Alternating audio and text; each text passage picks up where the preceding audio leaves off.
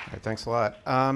So yeah, I'm going to talk today about developers who give back, growing community and purpose through CSR. I think it's important right off the bat because not everybody knows what CSR stands for. It stands for Corporate Social Responsibility, which is just kind of a fancy way of saying it's like the charitable division of a company. A lot of companies are doing it these days, where they work with charities to.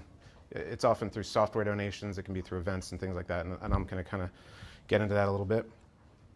Like you said, my name is Brian Munz, Director of Developer Relations at Qlik. I'm not going to do a product pitch or anything, but just so everyone knows, as I talk about how we interact with these organizations, what Qlik does is they're a data analytics company. So you load any kind of data in, and it allows you to analyze, whether it be for a variety of different purposes. So again, I'm not going to do a product pitch, but that's how we engage with these organizations.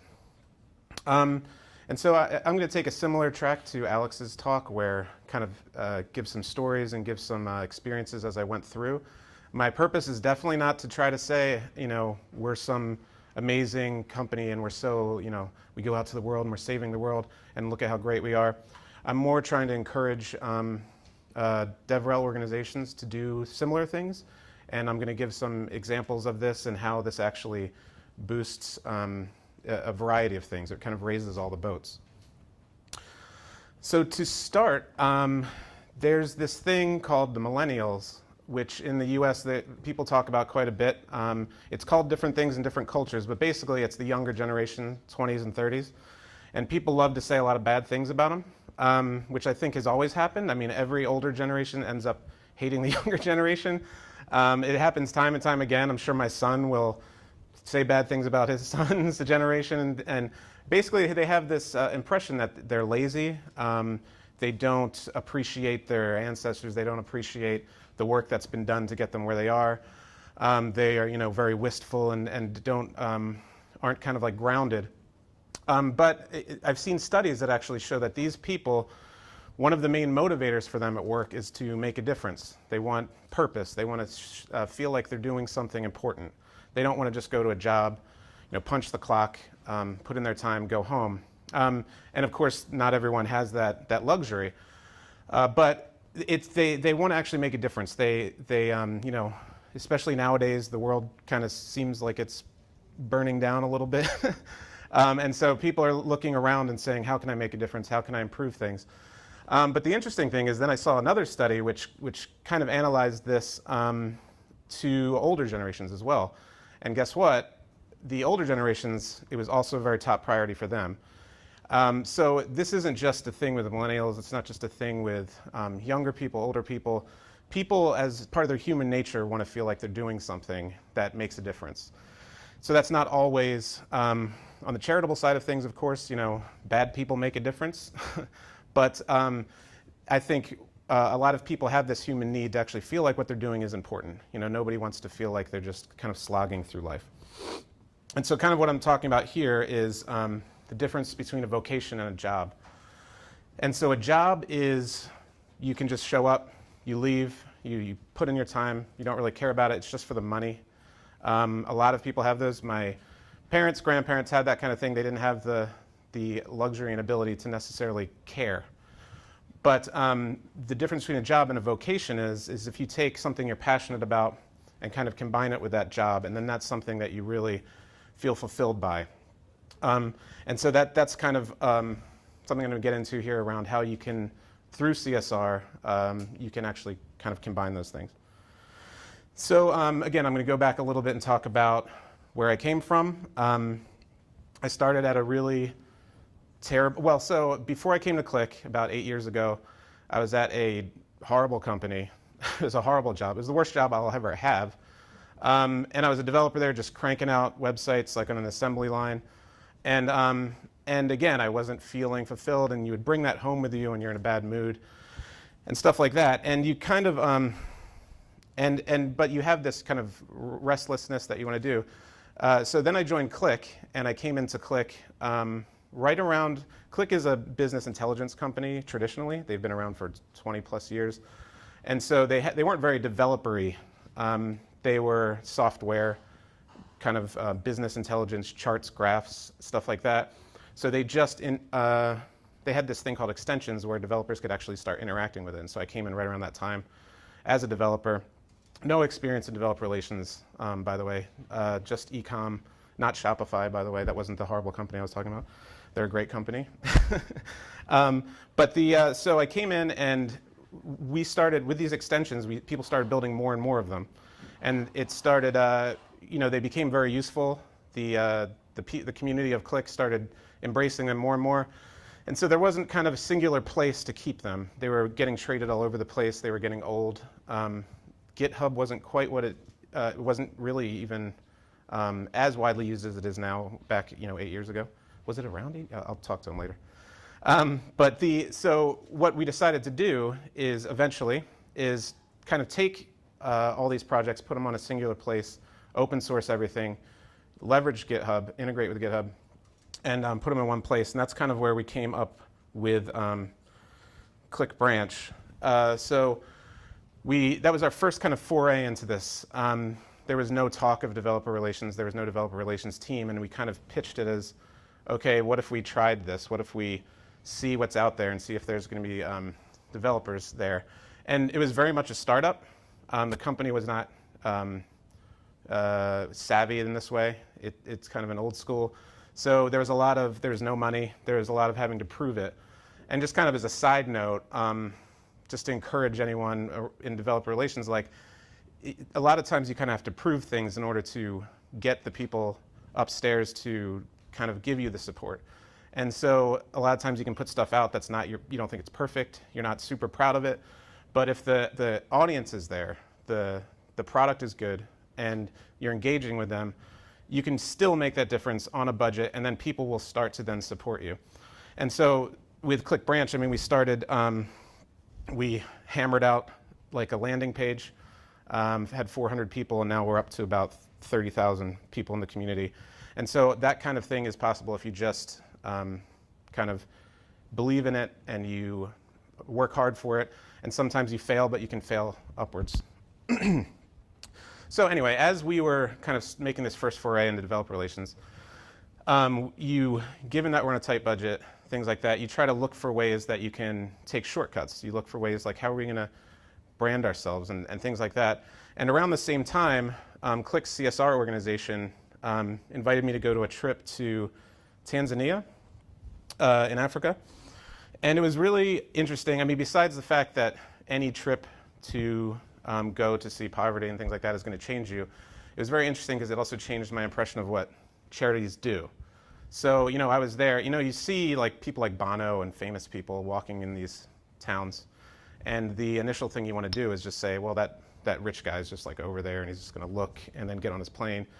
And so I asked somebody over there and they were like, actually, why in the world would I want some white guy from America to spend $2,000 to fly to Tanzania so he can try to build me a hut? It's like, I'd rather that guy goes, sees everything, goes back, convinces all of his rich friends or whatever to donate money so I can pay people to build the huts, right? So it's kind of this, it changes your impression of what they actually need. I mean, the charities don't need me to go build a hut. I don't know how to build a hut. They need money, but they also need things that we take for granted in large organizations. When you donate to a charity, you want to make sure as much of that money as possible is going to the field so that your money is being well spent. And so what that means, though, not as much money goes into operations, not as much money goes into data analysis. And so that's something they greatly need because it will greatly improve their efficiency. And so while it may not be monetary, it can improve their ability to actually help others. It can actually save lives. And so that kind of really resonated with me. And around the same time, I mean, it just kind of showed me that charities need more than people and money. They need insights. Insights can be just as powerful. Information, things like that. So around the same time, we decided to do our first hackathon. And so, of course, with all of this, we said, let's pick a charity and let's do it. And it was a disaster. Sort of. I'll get more specific later. But part of it was out of our control. There was an airline strike the night before with Lufthansa. So we had about 25 people registered and 9 showed up. It was also, this was our fault. We decided to do it like an alpha product. So there's a little bit of bugs in there. The data was really bad shape. We did our best to clean it up. Not in good shape. But you know, we were working with an organization called MEDAIR. And what they do is they go into the most places that need the most help immediately, so disaster areas. So you know, they were in the Ebola crisis, hurricanes. They show up on the ground and try to distribute stuff. But what they wanted, what their challenge was, is how can we be more efficient and how can we address the people most in need with our limited resources? Using our data, are the hackathon participants able to figure out how to help us? And so at the end of it, it was only like a 10-hour hackathon, 9 people. Someone came up with this little application here. Not a whole lot to look at, right? And so, you know, I'm there kind of thinking like, oh no, this is not going well and we're going to fail the charity and all this stuff.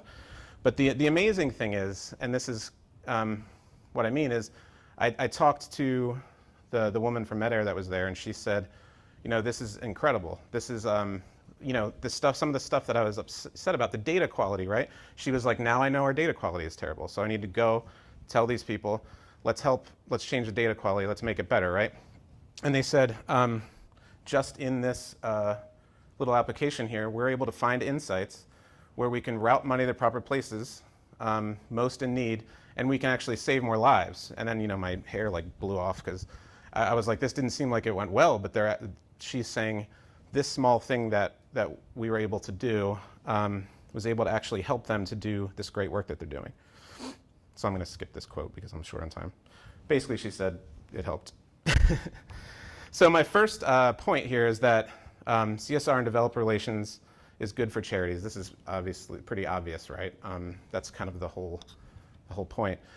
But yeah, even the smaller, the small thing, even projects that aren't as good, even events where there were difficulties and stuff like that, can provide insights and can provide value to the CSR organizations.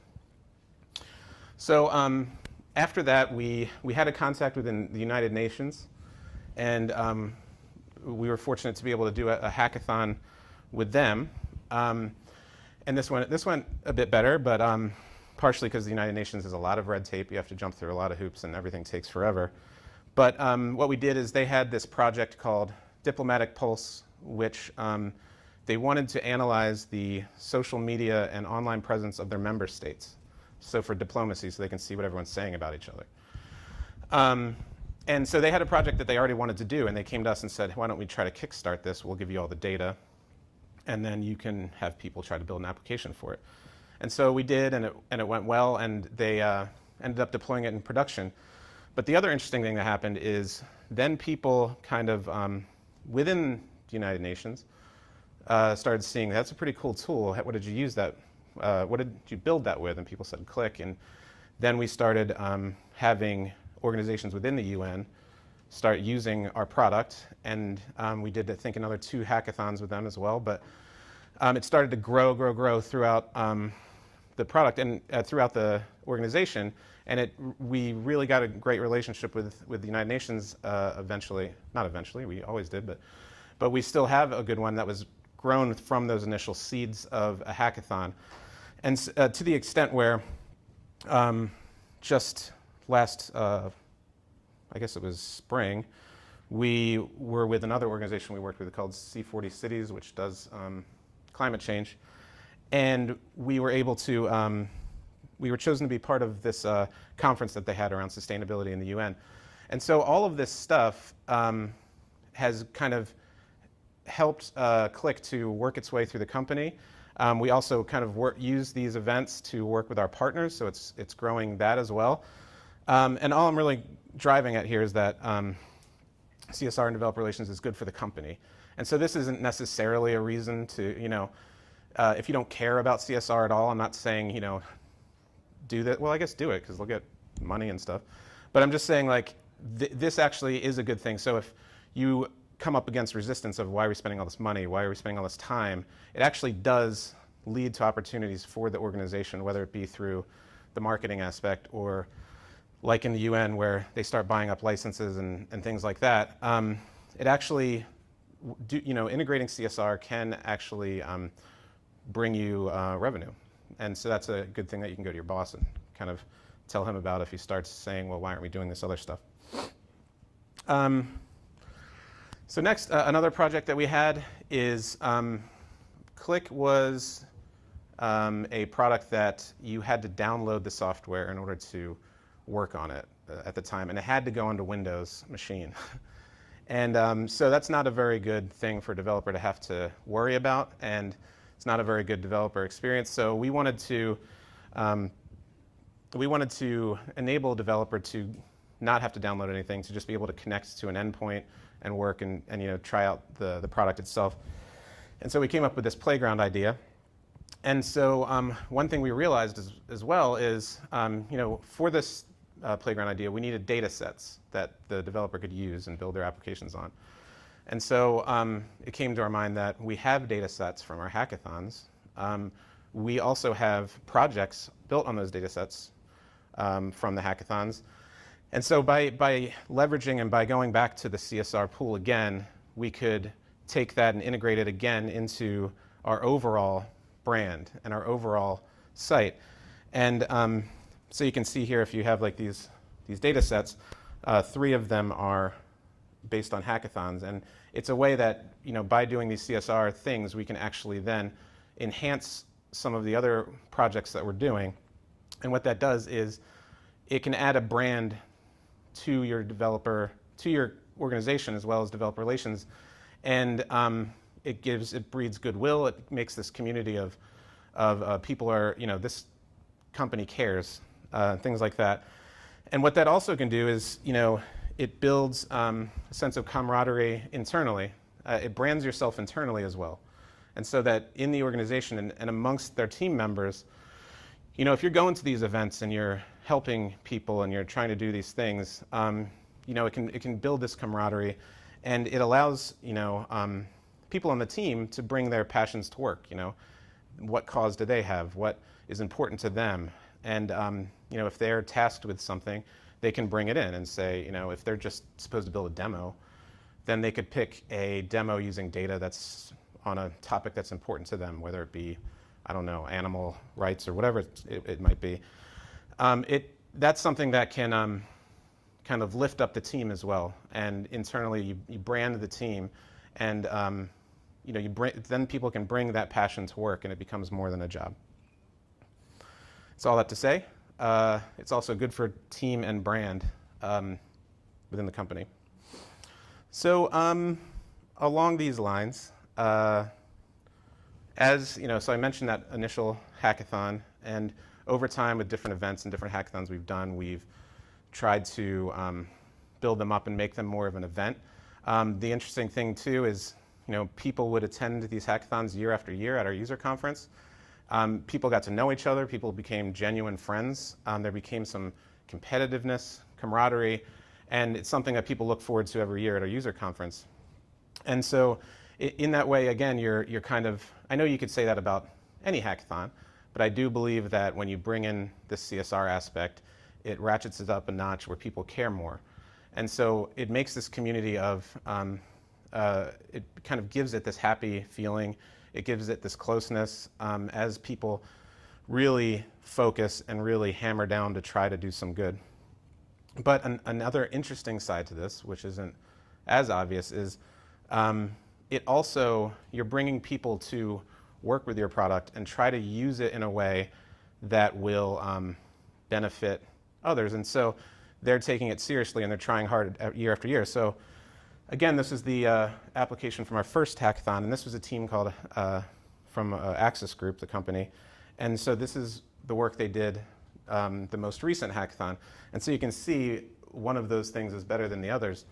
And that's something that the organization that we worked with, were able to basically, they're going to be able to just pretty much take that, put it into production. And so what that also does for your community is it raises them up, it makes them more skilled, it increases their aptitude and increases their ability to use your product. And so you're also, in a way, kind of educating and pushing the community forward to become more advanced. And so it can actually really enhance the community itself. So of course it's good for community as well. Again, I think there's that bonding aspect of wanting to do good for others. And so lastly, I just think, as you engage and even if you don't care about any of this stuff, what happened? Well, it doesn't matter, it's like the last slide. Even if you don't care about CSR, you're not overly involved, you don't have a passion for it or anything like that, I think by integrating it and doing these other things that, like I said, if you're trying to be objective about it, it's going to enhance your brand, it's going to help your company, it's going to help your team, community. Whatever the case, if you start engaging, that's something that changes you. I know that, when you work with these organizations, if you visit, seeing the people that you're helping is something that's going to change you, unless you're, some kind of psychopath. You're going to see those change, you're going to see who you're helping, and you're going to, it's going to improve your life. It's going to change the way you view things. It's going to change the way you live. And so I think that a really important aspect of it is that it's good for you. It's good for your soul. That when you reach out to another human being in need and they reach back, it's something that's going to lift you up, and it's something that's going to improve you, and it's going to improve everyone around you. And so in that way, I think that's another aspect of this, which is that it's going to improve your well-being and your state of mind. So I know I flew through that, but it's lunch soon. But thank you, arigato, and this is where you can reach me, and thanks a lot.